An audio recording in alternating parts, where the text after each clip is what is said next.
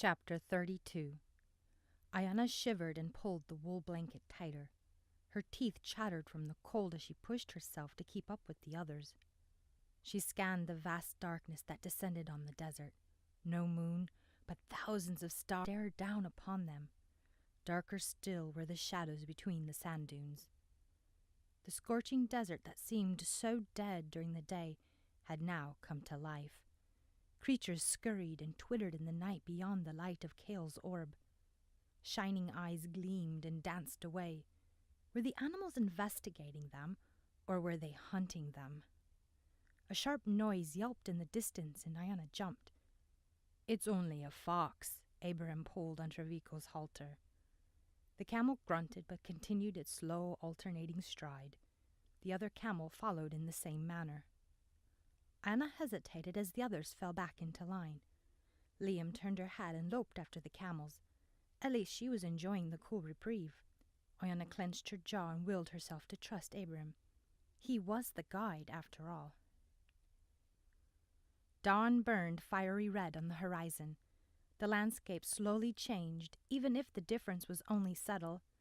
A few rock formations rose up out of the sand dunes. At one of the arched stones, Abraham halted.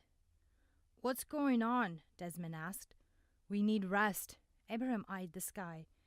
Desmond straightened. "We should almost be there. We can rest then." "Without a proper break, we will travel slower." "But we could be there in several hours. Certainly that would give us enough motivation to keep going." Abraham turned and stroked the camel's neck. Desmond kicked at the sand. He scratched his chin and then drained the rest of his water in one gulp. "Easy there," Vian uncapped his water skin. "You don't want to get sick." Desmond sneered.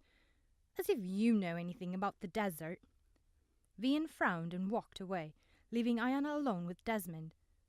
Vian had finally convinced him to wear the headcloth, but blisters had already formed on his forehead. His bloodshot eyes roamed the desert landscape and then settled on her. "What are you looking at?" Ayianna glanced away. "It's just that you look like you're in pain. You shouldn't be so hard on Vian. He's only looking out for you." "Not you, too," he snarled and shoved her away. "Why don't you and your dog go cozy up with the prince?" Ayianna stumbled but quickly caught her balance. She clenched her teeth and bit back a retort. "Don't take what he says too seriously." Kale leaned against the stone outcropping and crossed his arms. "The fool is losing his mind." "Don't call me a fool," Desmond growled and lunged for Kale. Kale darted to the side, but Desmond caught him by the arm, flipped him over, and pounced on top Kale. They wrestled to dominate the other, but all they managed to do was stir up the dust and fling sand everywhere. Ayianna jumped out of the way. "Shouldn't we do something?" Abraham shook his head. "Heat, lack of sleep, and scant water destroys the mind." "Fools!" Vian dropped his bag in his sand. His gaze never left the grappling men as he paced around them. Kale spun free.